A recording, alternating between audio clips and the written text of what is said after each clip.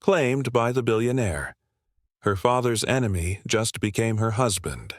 Now, the truth costs blood.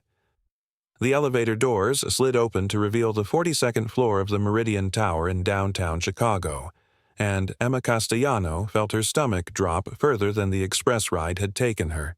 The law offices of Hartwell and Associates stretched before her like a battlefield she wasn't equipped to fight on, all polished marble and floor-to-ceiling windows overlooking Lake Michigan. Miss Castellano. A receptionist with a smile as sharp as her manicured nails gestured toward a conference room. "They're waiting for you." Emma smoothed her thrift store blazer, the nicest thing she owned, and walked toward what felt like her execution. Through the glass walls, she could see them.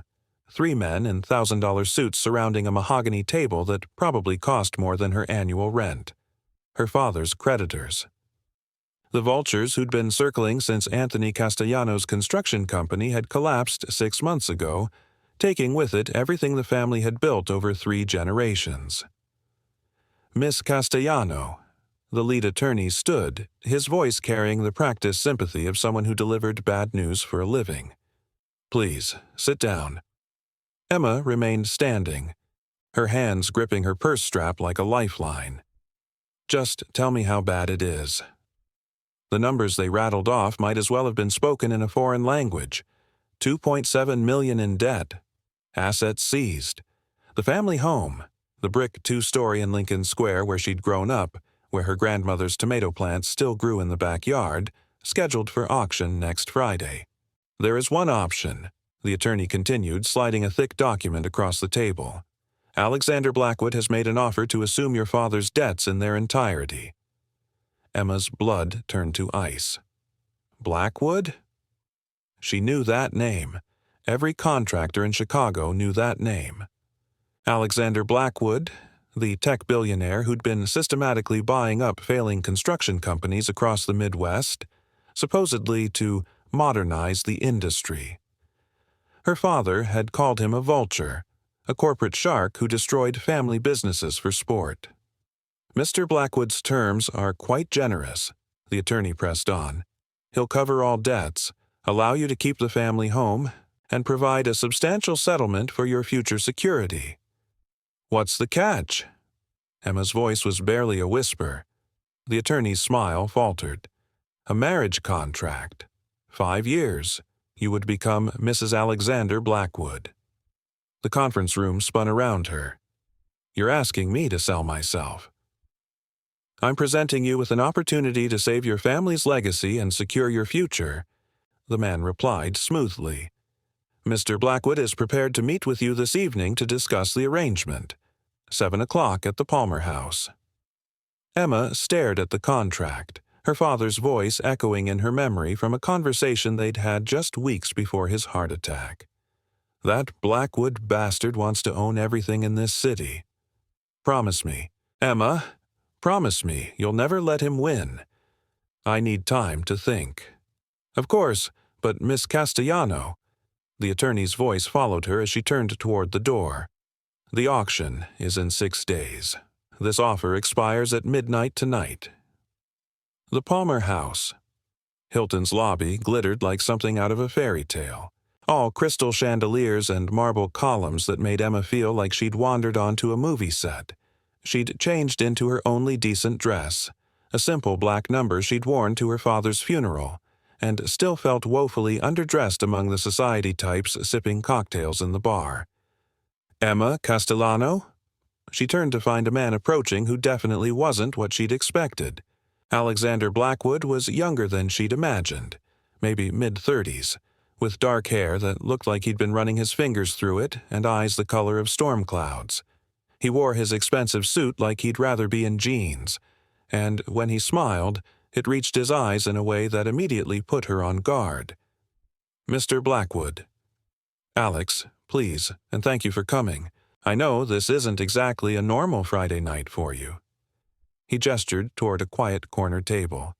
"Can I get you something to drink?" "Just water." Emma slid into the leather chair, hyper-aware of how out of place she felt. "Let's skip the pleasantries. I know what you want." Alex settled across from her, studying her face with an intensity that made her want to squirm. "What I want is to help you. By forcing me into marriage? That's your idea of help? By giving you options." His voice was calm, measured. "Your father's debts don't disappear just because he's gone, Emma. The creditors are going to take everything. Your house, your mother's car, probably even your grandmother's jewelry. This arrangement ensures you keep what matters." Emma's hands clenched in her lap. "My father hated you." "I know. He said you were destroying everything good about this city's construction industry." He wasn't entirely wrong. The honesty in his answer caught her off guard. "So, why are you doing this?" Alex was quiet for a long moment, his fingers tracing the rim of his whiskey glass. "Because I knew your father. Not personally, but I knew his work. Castellano Construction built half the schools on the south side. Good, honest work that employed hundreds of families. When I heard about his situation," he shrugged, "let's just say I have my reasons for wanting to help." "This isn't help. This is ownership." "Fair enough." Alex leaned back in his chair. "So, let me be completely honest about what I'm offering. 5 years of marriage, on paper only, if that's what you prefer. You keep your house, your independence, your life. I get the social credibility that comes with being married to someone who isn't after my money. We both get what we need. And after 5 years? Divorce, clean and simple. You walk away with a settlement that ensures you never have to worry about money again." Emma stared at him, searching his face for signs of deception. "Why me? You could marry anyone." Alex's smile turned self-deprecating. "Have you seen the women I usually date? They're more interested in my portfolio than my personality. You, on the other hand, look like you'd rather punch me than marry me. I find that refreshing." Despite herself, Emma felt her lips twitch. "I am considering it." "The punching or the marrying?" "Both." They sat in silence for a moment, the weight of the decision hanging between them. Finally, Alex pulled out a sleek phone and scrolled through what looked like a document. "I had my lawyers draft a more detailed agreement," he said, turning the screen toward her. "Take a look." Emma read through the terms, her eyebrows rising with each paragraph. Monthly allowance, health insurance, a college fund for any children she might have in the future, with or without him. It was more money than she'd seen in her lifetime. "This is insane," she muttered. "It's fair. No, I mean," she looked up at him, "why are you really doing this? Don't give me some bullshit about social credibility. What's the real reason?" Alex was quiet for so long she thought he wouldn't answer. When he finally spoke, his voice was softer than before. "My father was a contractor too. Small company in Detroit. When I was 12, a corporate developer moved into our neighborhood and started buying up all the local businesses.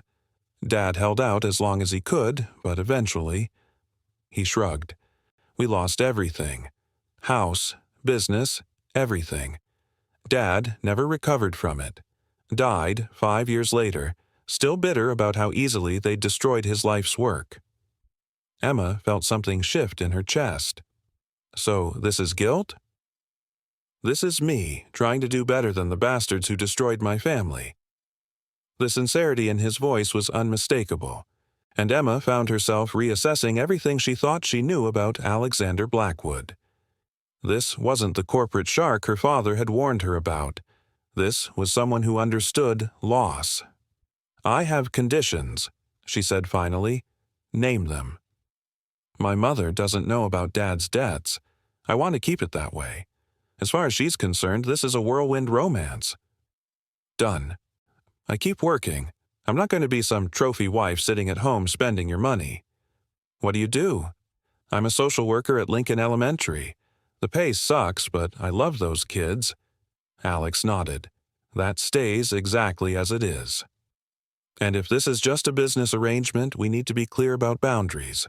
No sharing a bedroom, no expectations of intimacy." "Emma." Alex's voice was gentle but firm. "This arrangement is whatever you want it to be. If you want separate bedrooms and separate houses, that's fine. If you want to maintain the illusion of marriage for appearances, that's fine too. You set the boundaries."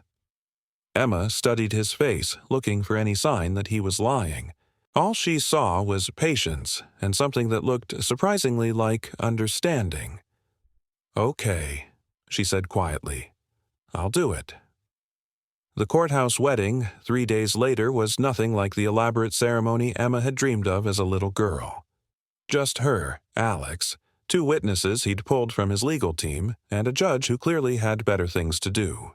Emma wore her grandmother's pearl earrings and the same black dress from the Palmer house, while Alex had shown up in a navy suit that probably cost more than her monthly salary. "Do you, Alexander James Blackwood, take Emma Rose Castellano to be your lawfully wedded wife?" "I do." "Do you, Emma Rose Castellano, take Alexander James Blackwood to be your lawfully wedded husband?" Emma's mouth went dry. In the front row, her mother sat dabbing her eyes with a tissue, completely convinced that her daughter had fallen head over heels for this mysterious billionaire who'd swept her off her feet. The lie sat heavy in Emma's stomach. "I do." The kiss was brief, perfunctory, more like sealing a business deal than beginning a marriage, which, Emma reminded herself, was exactly what this was. "Congratulations, Mr. and Mrs. Blackwood." Mrs. Blackwood, Emma Blackwood. The name felt foreign on her tongue. "So what now?" she asked Alex as they stood on the courthouse steps, photographers from the society pages snapping pictures she definitely hadn't agreed to. "Now we figure out how to make this work." Alex loosened his tie, looking as overwhelmed as she felt. "I have a penthouse downtown, but if you prefer to stay in Lincoln Square—" "I stay in my house," Emma said firmly. That was the deal. "Right, of course." Alex ran a hand through his hair. "Emma, I know this is weird and complicated and probably the last thing you wanted to do with your Tuesday afternoon. But for what it's worth, I think we can make this arrangement work for both of us." Emma looked at her new husband. God, that was going to take some getting used to, and felt a flicker of something she couldn't quite identify. Hope, maybe. Or maybe just relief that the immediate crisis was over. "We'll see," she said. "We'll see." The first month of married life was surreal. Emma kept expecting someone to jump out from behind a corner and tell her it had all been an elaborate prank, but the monthly deposit that appeared in her bank account was very real, as were the flowers that showed up at her school every Friday with a simple note. "Hope you're having a good week. A." She saw Alex exactly 3 times. Once at a charity gala where she played the role of devoted wife while he charmed donors for the Children's Hospital. Once at her mother's house for Sunday dinner, where he somehow managed to discuss the Cubs' playoff chances with the same enthusiasm he probably brought to board meetings, and once when he showed up at Lincoln Elementary during her lunch break. "What are you doing here?" Emma asked, finding him in the school's main office looking completely out of place in his expensive suit among the construction paper decorations and crayon drawings. "I brought lunch." He held up a bag from Giuseppe's, the Italian place her father used to take the family to for special occasions. "Thought maybe we could talk." They ate in her tiny office, surrounded by case files and photographs of kids who'd become as important to her as family. Alex asked questions about her work with genuine interest, and Emma found herself explaining the challenges of working with families in crisis, the small victories that made the heartbreak worthwhile. "There's this kid, Marcus," she said, unwrapping her sandwich. 8 years old, been through 3 foster homes in 2 years. Most days he won't talk to anyone, just sits in the corner drawing these incredible pictures. But last week, he handed me this." She pulled out a crayon drawing of a woman with dark hair and a big smile. At the bottom, in careful 8-year-old handwriting, "Ms. Emma is nice." Alex studied the drawing. "He drew you." "He drew hope," Emma corrected. "Sometimes that's all these kids need. One person who shows up consistently, who doesn't give up on them." "Like your father did for you." Emma looked up, surprised. How did you— Your mother mentioned at Sunday dinner that your dad coached your softball team for 6 years, even though he knew nothing about softball.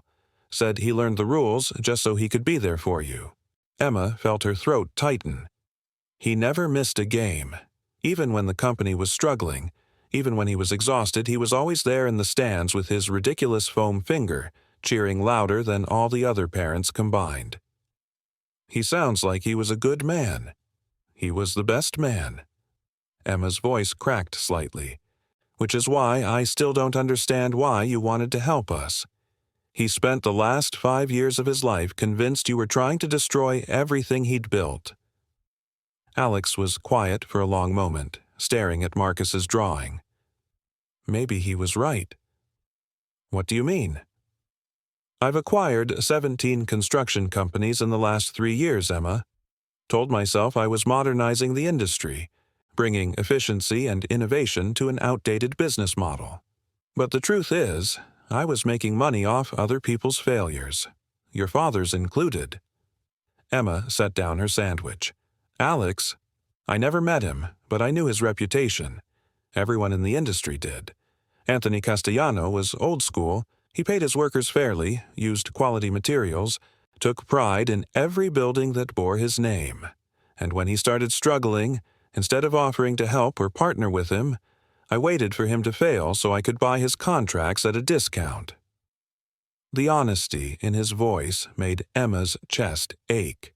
So, why change now? Alex looked up and she was surprised to see something vulnerable in his expression. Because I'm tired of being the kind of man my father would have hated. They sat in silence for a moment, the weight of his confession settling between them. Finally, Emma reached across the desk and touched his hand. For what it's worth, she said softly, I think you're trying to be better now. Am I? Or am I just assuaging my guilt by playing house with my victim's daughter? That's not what this is. Emma's voice was firm. This is you giving me choices when I didn't have any. This is you keeping my family's house out of foreclosure and making sure my mother never has to know how close we came to losing everything. That's not guilt, Alex. That's decency. When he smiled, it was the first completely genuine expression she'd seen from him. You know, for a fake wife, you're pretty good at making me feel better about myself. Don't get used to it, Emma said, but she was smiling too. The ego stroking costs extra. The problems started in month 2, when Chicago society pages began paying attention to the mysterious new Mrs. Blackwood. Suddenly, Emma's quiet life was invaded by photographers lurking outside Lincoln Elementary and reporters calling her mother's house at all hours. But worse than the media attention were the women from Alex's social circle who seemed determined to let Emma know exactly how unwelcome she was. So, you're the little schoolteacher who snagged our Alex. Victoria Pemberton purred at the art museum fundraiser Alex had insisted Emma attend. Victoria was everything Emma wasn't. Blonde, elegant, from old money that traced back to the city's founding families. How quaint. Emma smiled politely while internally calculating how much trouble she'd get in for accidentally spilling red wine on Victoria's designer dress. It's social worker, actually. Oh, how noble, saving the unfortunate children. Victoria's smile was razor-sharp, though I suppose you and Alex have that in common now, his charity work with lost causes. Before Emma could respond, Alex appeared at her elbow, his hand settling possessively on her lower back. Victoria, I see you've met my wife. We were just getting acquainted. Victoria's tone was honey over poison. I was telling Emma how surprised we all were by your sudden marriage. So romantic, the way you swept her off her feet. Emma has a way of inspiring impulsive decisions, Alex said smoothly, but Emma caught the warning in his voice. If you'll excuse us, I promise to show her the Monet collection.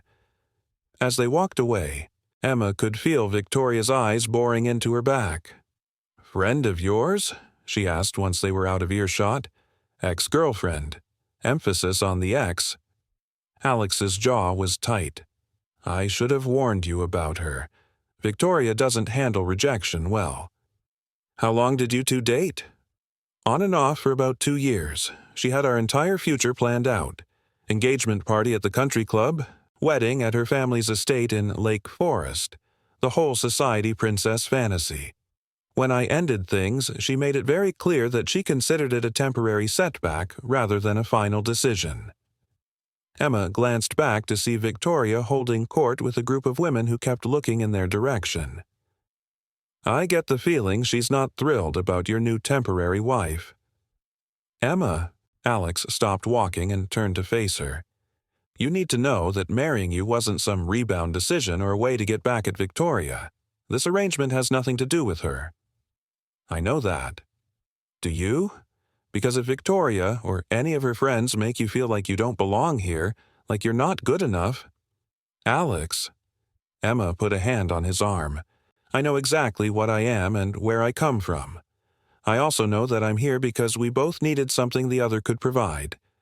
Victoria Pemberton and her opinions don't factor into that equation. But even as she said it, Emma couldn't shake the feeling that Victoria was going to be a problem. She was right.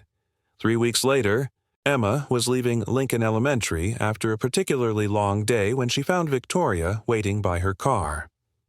We need to talk, Victoria said without preamble. Emma glanced around the nearly empty parking lot, her keys ready in her hand. I don't think we have anything to discuss. Oh, but we do. Victoria's smile was all predator. See, I've been doing some research on you, Emma Castellano. Or should I say, Emma Blackwood. It's fascinating what you can find out about a person when you know the right people. Emma's blood ran cold. What do you want?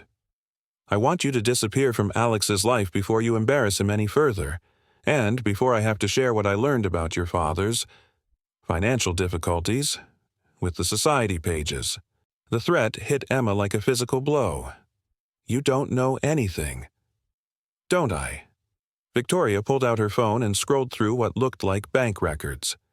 2.7 million in debt. Company bankruptcy.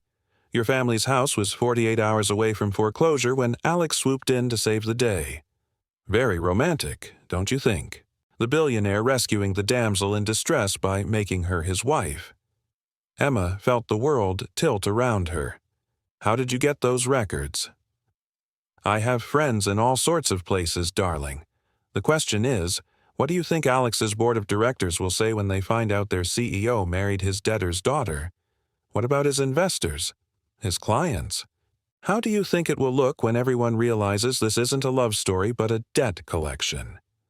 It's not like that. Isn't it? Victoria stepped closer, her voice dropping to a whisper. Face it, Emma. You sold yourself to pay your father's debts. That makes you what, exactly? Emma's hand moved before her brain caught up, and suddenly Victoria was stumbling backward, her hand pressed to her reddening cheek. Stay away from me, Emma said, her voice shaking with anger, and stay away from my family. But as she drove home, Victoria's words echoed in her head. You sold yourself to pay your father's debts. Was that really what she'd done? Had Alex's offer been less about helping and more about finding a convenient wife who couldn't afford to say no, by the time she reached Lincoln Square, Emma had worked herself into a state of righteous fury. She found Alex in her kitchen, attempting to cook dinner with ingredients he'd apparently brought from some gourmet market downtown. We need to talk, she announced, dropping her purse on the counter with more force than necessary. Alex looked up from the stove, where he was somehow managing to make scrambled eggs look elegant. Bad day? Victoria Pemberton paid me a visit. Alex went very still. What did she say? She knows about my father's debts. She knows about the foreclosure, the bankruptcy, all of it, and she's threatening to go public with the information unless I disappear from your life. Emma? Is it true? The question burst out of her before she could stop it. Is this whole arrangement just you collecting on my father's debt? Because if it is, if I'm just some kind of human collateral you acquired along with his business contracts… Stop. Alex turned off the burner and faced her fully. "Just stop." "Then tell me the truth. The whole truth. Not whatever sanitized version you think I can handle." Alex was quiet for a long moment, his hands braced against the counter. When he finally spoke, his voice was carefully controlled. "Yes, I knew about your father's financial situation before I made the offer." Emma felt like she'd been punched. "Alex, but not because I was planning to collect on his debts, because I was the one who caused them." The kitchen went silent except for the hum of the refrigerator. Emma stared at him, trying to process what he'd just said. "What do you mean?" Alex ran a hand over his face, suddenly looking older than his 35 years. 3 years ago, Castellano Construction bid on a contract to build a community center on the south side. It was a big job, the biggest your father had ever taken on. The project would have cleared his debts and set him up for the next decade. Emma's stomach dropped. "What happened?" "I happened. My company submitted a competing bid at the last minute. We underbid him by 30%. "How's that possible?" "Because I wasn't planning to make money on the job. I was planning to use it as a loss leader to establish my construction division's reputation in Chicago. Your father was bidding to feed his family and pay his workers. I was bidding to prove a point." Emma sank into one of the kitchen chairs, her legs suddenly unable to support her. "So, you destroyed his business." "I destroyed his business," Alex confirmed quietly. "And when I realized what I'd done, when I saw how that one lost contract started the domino effect that eventually bankrupted him, I tried to help. I reached out through intermediaries, offered to partner with him, to subcontract work to him. But your father—" Alex's smile was sad. "Your father was too proud to take help from the man who'd beaten him. So you waited until he died to swoop in and save his daughter." "I waited until it was too late to save him," Alex corrected, "and then I tried to save what was left of his family." Emma stared at her hands, trying to make sense of the emotions warring in her chest. Anger, betrayal, grief, but underneath it all, something else. Understanding, maybe. Or recognition. "You know what the worst part is?" she said finally. "Tell me." "My father would have done the same thing." Emma looked up at Alex, tears blurring her vision. "If he'd been in your position, if he'd had the chance to save someone else's family from the same fate his went through, he would have found a way to help them, even if it meant marrying their daughter." Alex sat down across from her, his expression carefully neutral. "What does that mean for us?" Emma wiped her eyes with the back of her hand. "It means Victoria Pemberton can go to hell." Despite everything, Alex smiled. "I take it you're not planning to disappear from my life?" "Not a chance. But I need you to promise me something." "Anything. No more secrets. If we're going to make this arrangement work, if we're going to be partners in this weird situation we've created, I need to know I can trust you to be honest with me." Alex reached across the table and covered her hand with his. "No more secrets. I promise." Emma looked down at their joined hands, surprised by how right it felt. "Good. Now finish making dinner. I'm starving. And your fancy eggs are getting cold." Month 4 brought Chicago's social season into full swing, which meant a seemingly endless parade of charity galas, fundraisers, and society parties that Emma was expected to attend as the new Mrs. Blackwood. She was getting better at navigating the complex social dynamics, knowing which fork to use for the salad course, making small talk about art and politics, smiling graciously when someone made a backhanded comment about her background. But the event that changed everything was the Children's Hospital benefit in early December. "You look beautiful," Alex said as Emma came down the stairs of her house, smoothing the skirt of the emerald green dress he'd had delivered that afternoon. "I look expensive," Emma corrected, but she was pleased with how the dress fit. "This thing probably costs more than I make in 3 months. You're worth it." The simple sincerity in his voice made Emma's heart do something complicated. Over the past month, she'd started to notice things about Alex that had nothing to do with their business arrangement. The way he remembered her coffee order and had it waiting when he picked her up for events. How he'd started asking about specific kids from her caseload, remembering their names and situations. The fact that he'd quietly arranged for Lincoln Elementary to receive a grant that would fund new computers for the library. "Emma!" Alex stepped closer, close enough that she could smell his cologne. "I know tonight is going to be challenging. A lot of people are going to be watching us, trying to figure out what our story is. But I want you to know, whatever happens, I've got your back." "Same here." The ballroom at the Four Seasons was a winter wonderland of white and silver, filled with Chicago's elite in their finest formal wear. Emma recognized faces from the society pages, politicians, CEOs, old money families whose ancestors had built the city, and in the center of it all was Victoria Pemberton, holding court in a silver gown that probably cost more than Emma's car. "Showtime," Alex murmured, offering Emma his arm. They made it exactly 20 minutes before Victoria made her move. "Alex, darling." She glided over with two other women Emma recognized as a part of her inner circle. "And Emma, how lovely to see you again. I was just telling Margaret and Susan about your fascinating background." Emma felt Alex tense beside her, but she kept her smile in place. "All good things, I hope." "Oh, absolutely. It's so refreshing to meet someone with such a authentic connection to the community. Tell me, do you still visit the old neighborhood where you grew up? I imagine it's quite different from Streeterville." The challenge was clear. Victoria was testing whether Emma would admit to still living in Lincoln Square or pretend she'd moved to Alex's penthouse. "Actually, I still live in Lincoln Square," Emma said easily. "Same house I grew up in.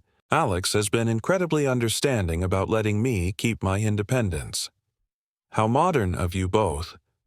Victoria's smile sharpened. "Though I imagine it must be challenging, maintaining two separate households. So much. Back and forth. We make it work." Alex's voice held a warning that Victoria either didn't hear or chose to ignore. "I'm sure you do, though I can't help but wonder." Victoria turned to Emma with faux concern. "Don't you worry about Alex getting lonely in that big penthouse all by himself? I mean, what kind of wife leaves her husband to sleep alone?" The implication was clear, and Emma felt her cheeks burn. But before she could respond, Alex stepped forward. "The kind of wife who's secure enough in her marriage not to feel threatened by jealous ex-girlfriends," he said coolly. "Emma knows exactly where she stands with me. Do you?" Victoria's mask slipped for just a moment, revealing the fury underneath. "How charming. Young love is so passionate." "Yes, it is." Alex's arm slid around Emma's waist, pulling her closer. "If you'll excuse us, I promised Emma a dance." As they walked toward the dance floor, Emma could feel Victoria's eyes burning into her back.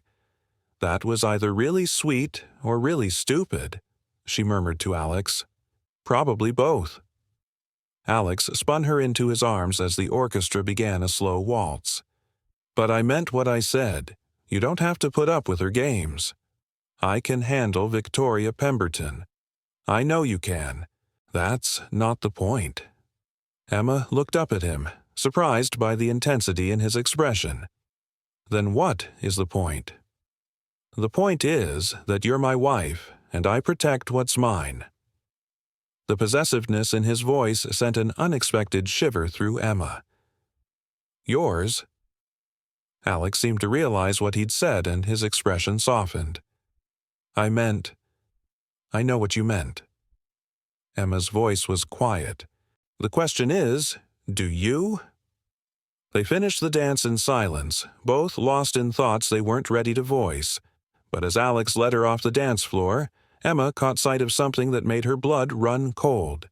Marcus, her 8-year-old client from Lincoln Elementary, was standing near the silent auction tables with a woman Emma didn't recognize. He was dressed in an ill-fitting suit that was clearly borrowed, and he looked overwhelmed by the glittering crowd around him. "Marcus!" Emma broke away from Alex and hurried over. "Sweetie, what are you doing here?" The boy's face lit up when he saw her. "Miss Emma, look, I got dressed up like a grown-up. You look very handsome." Emma knelt down to his level, her mind racing. "But honey, who brought you here?" "My new foster mom." Marcus pointed to the woman beside him, a thin, nervous-looking woman in her 40s who was clearly as out of place as Marcus was. "She said we got invited to a fancy party." Emma's stomach dropped. She looked around and spotted Victoria watching them with a satisfied smirk. This wasn't a coincidence. "Mrs. Patterson." Emma stood and extended her hand to Marcus's foster mother. "I'm Emma Castellano. Blackwood. I'm Marcus's social worker." The woman's relief was visible. "Oh, thank goodness. I'm Janet Patterson. I got this invitation in the mail yesterday. Said it was for Marcus to attend this charity event as a representative of the children the hospital serves. But when we got here, I realized we might have made a mistake. Everyone is so intimidating," Emma supplied gently. "Exactly." Emma's phone buzzed with a text from an unknown number. "Thought you might like to see how your two worlds collide. Consider this a preview of what happens when I go public with your story. V." Emma felt sick. Victoria had somehow arranged for Marcus to be invited, probably bribing someone at the hospital, just to humiliate Emma in front of Chicago's elite. The message was clear. This is what happens when you don't belong. "Ms. Emma?" Marcus tugged on her dress. "Why does everyone keep staring at us?" Emma's heart broke a little. Marcus was already so sensitive to rejection, so aware when he didn't fit in. The last thing he needed was to feel like a curiosity at some society event. "Marcus," Emma said softly, "would you like to meet my husband?" The boy nodded eagerly, and Emma turned to find Alex standing a few feet away, his expression unreadable as he took in the situation. "Alex, I'd like you to meet Marcus. He's one of my favorite clients at Lincoln Elementary. Marcus, this is my husband, Alex." Alex stepped forward and extended his hand with the same gravity he'd show a business associate. "It's a pleasure to meet you, Marcus. Emma's told me a lot about your artwork." Marcus beamed and shook Alex's hand solemnly. "She showed you my drawings?" "She did. You're very talented. I especially like the one of the superhero fighting the dragon." Emma watched in amazement as Alex continued the conversation, asking Marcus about school, his favorite subjects, his plans for Christmas break. He had somehow managed to make an 8-year-old feel like the most important person in the room. "Would you like to see something cool?"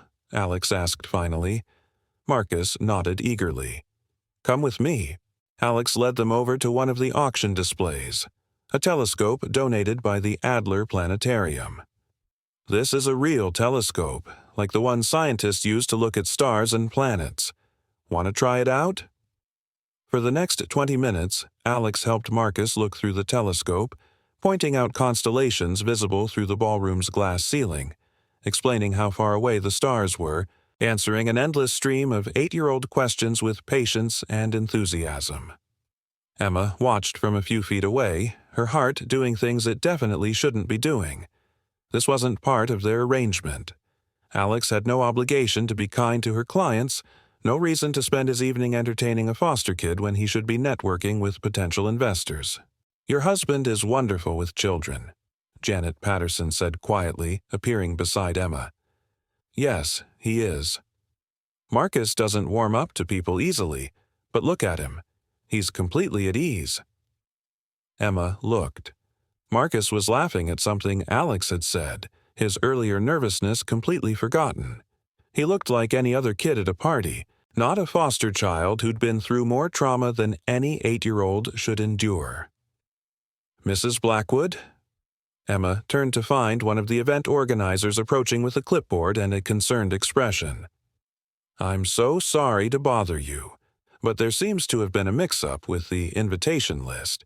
We didn't authorize any additional guests for the children's program. There's no mix-up, Alex said smoothly, appearing at Emma's elbow. Marcus and Mrs. Patterson are our guests. I hope that's not a problem. The woman's demeanor immediately changed. Of course not, Mr. Blackwood. I just wanted to make sure we had accurate numbers for dinner seating. Please add them to our table, Emma said impulsively.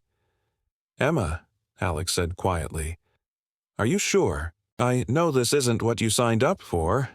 I'm sure. Emma looked over at Marcus, who was now explaining to a small group of curious adults how the telescope worked. Besides, someone should make sure Victoria doesn't get the reaction she was hoping for. Alex followed her gaze to where Victoria stood watching them with barely concealed fury. You know she orchestrated this. I know, but Marcus is having the time of his life, and Janet looks like she's actually starting to enjoy herself. Sometimes the best revenge is just being genuinely happy. Have I mentioned that you're pretty remarkable? Emma felt her cheeks warm. Alex. I mean it. His voice was soft, meant only for her. Watching you with Marcus, seeing how much you care about him, it's incredible. You're incredible. For a moment, Emma forgot they were supposed to be pretending, forgot that this was a business arrangement with an expiration date. All she could see was the way Alex was looking at her, like she was something precious and unexpected. Miss Emma. Marcus's voice broke the spell. Mr. Alex says he knows someone who works at the planetarium. He's going to see if we can visit and look through the big telescopes. Emma blinked, refocusing on Marcus's excited face. That sounds amazing, sweetheart. Can we go next week? Please. I promise I'll be good in school all week if we can go see the real telescopes. We'll see what we can arrange, Emma said, glancing at Alex. Actually, Alex said, I think I can do better than a visit. How would you feel about spending Christmas Day at the planetarium? My friend Tom owes me a favor, and I bet he'd be willing to open it up just for us. Marcus's eyes went wide. Really? Just for us? Just for us. You, Miss Emma, Mrs. Patterson, and whoever else wants to come. We'll look at stars and planets, and then maybe get hot chocolate and talk about what we saw. Emma felt tears prick at her eyes. Christmas Day. Alex was offering to spend Christmas Day with her client and his foster mother, showing them stars. That sounds perfect, she managed. As the evening wound down, Emma found herself in the coat check line with Janet Patterson while Alex helped Marcus pick out a stuffed animal from the children's activity table. I owe you an apology, Janet said quietly. For what? When we first got here, when I saw all these wealthy people in their expensive clothes, I assumed you'd be embarrassed by us. I thought maybe you'd pretend not to know Marcus, or find some polite way to get rid of us. Janet smiled. Instead, you introduced us to your husband and made us feel welcome. Marcus hasn't stopped talking about Mr. Alex and the telescope and the Christmas planetarium visit. You made his night. Marcus made my night, Emma said honestly. He reminds me why I do this job. Your husband seems wonderful. The way he talked to Marcus, like he was a real person with real thoughts. Not many adults do that with foster kids. Emma glanced over at Alex, who was now carrying a sleeping Marcus while Janet gathered their coats. Yeah, he's pretty great. You're lucky to have found someone who understands your work, who supports what you do. Not everyone would have handled tonight the way he did. Emma nodded, but Janet's words stuck with her during the quiet ride home. Alex hadn't just handled the evening well, he'd embraced it.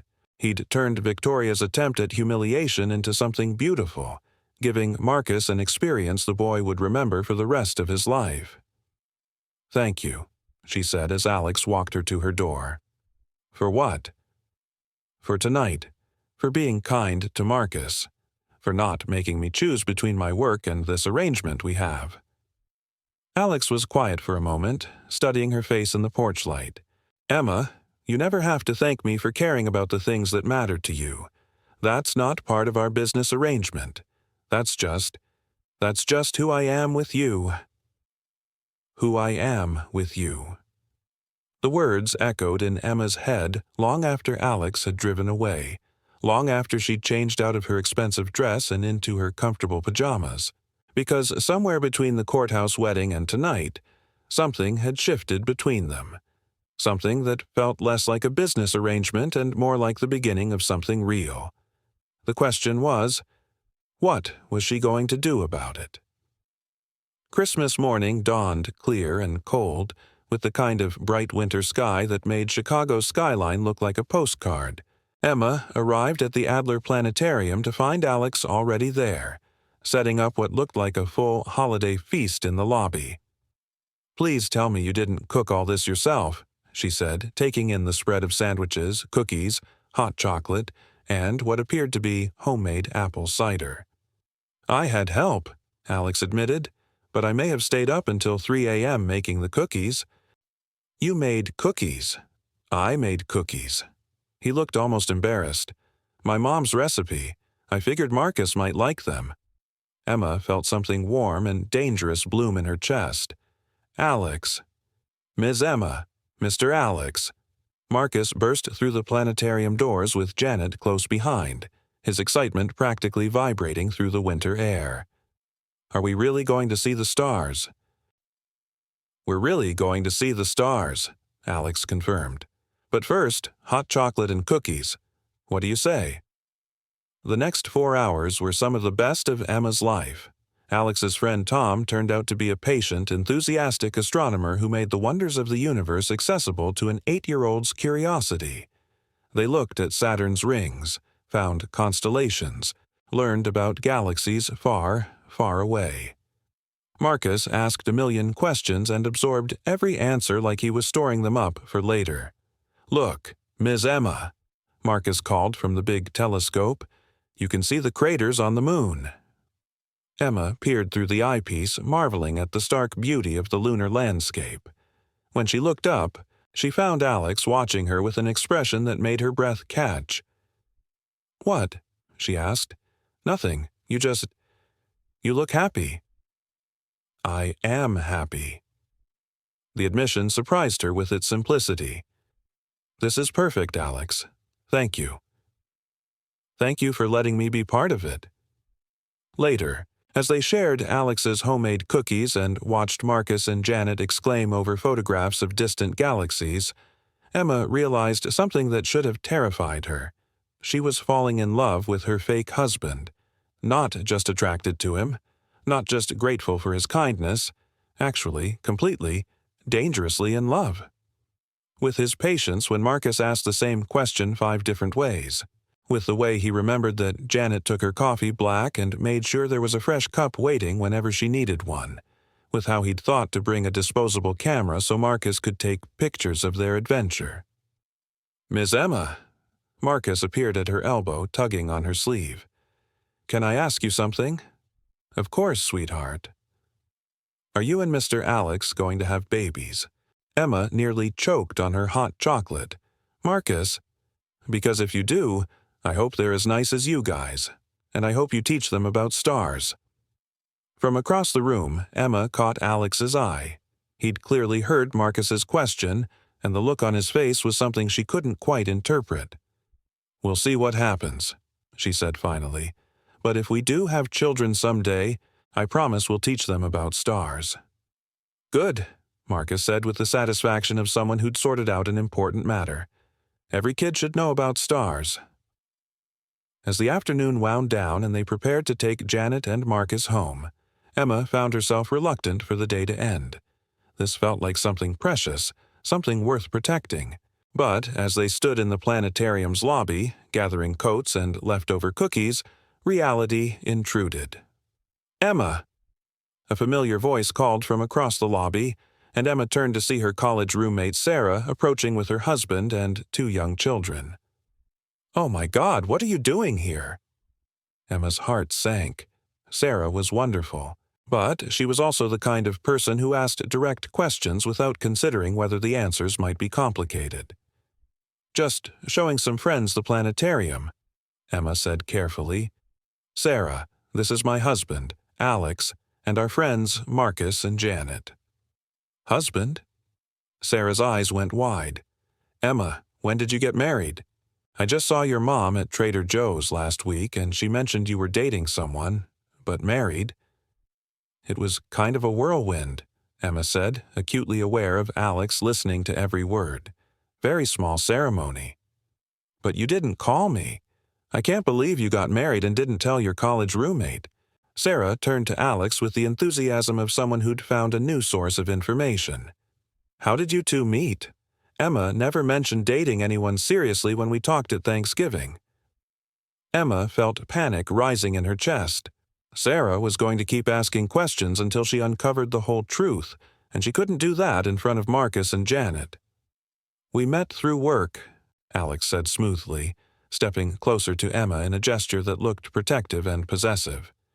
Emma was consulting on a project for my company, and I knew immediately that she was someone special.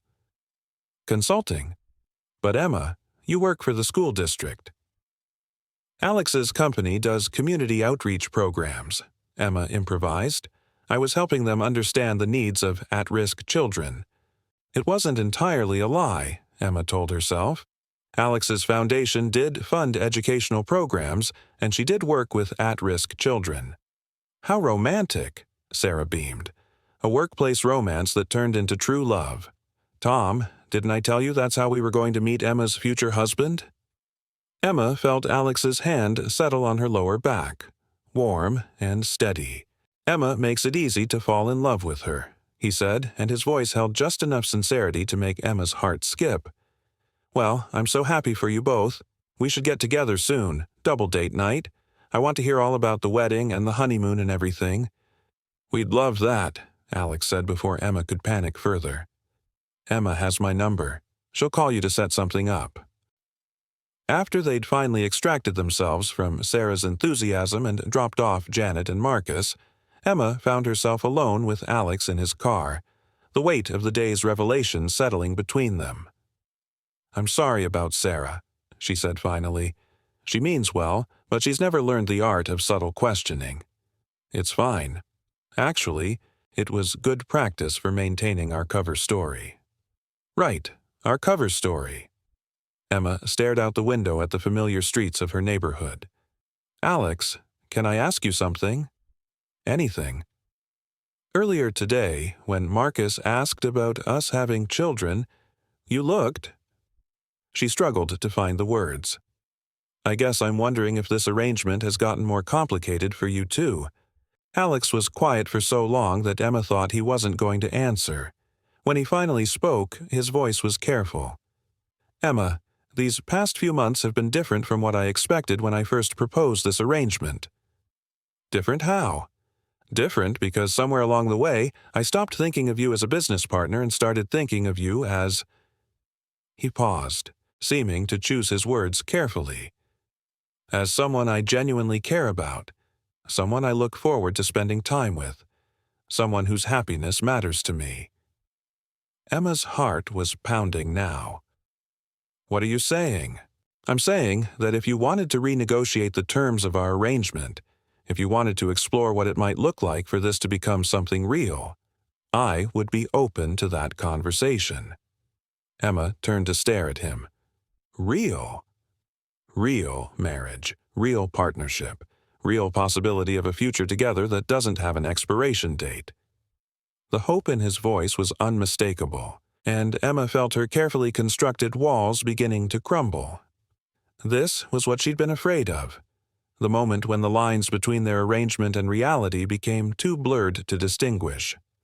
Alex, You don't have to answer now, he said quickly. I know this complicates things.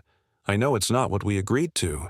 But Emma, these past few months, getting to know you, seeing how you care for people like Marcus, watching you navigate my complicated world with such grace, I can't pretend anymore that this is just business for me. Emma felt tears prick at her eyes. It's not just business for me either. The admission hung between them like a bridge they could either cross or burn. So, what do we do? Alex asked softly. Emma looked at her house, the house he'd saved in the neighborhood where she'd grown up, surrounded by everything familiar and safe. Then she looked at Alex, this unexpected man who'd become so much more than she'd ever imagined possible. "We figure it out," she said finally, "together." Alex smiled, and for the first time since this whole arrangement began, Emma felt like they were on the same side of something real and lasting and worth fighting for. "Together," he agreed. As Emma walked up to her front door, Alex's promise echoing in her heart, she realized that somewhere between a desperate business arrangement and a Christmas day spent watching stars, she'd found something she hadn't been looking for, a love story that was entirely her own. The question now was whether they were brave enough to write the ending together.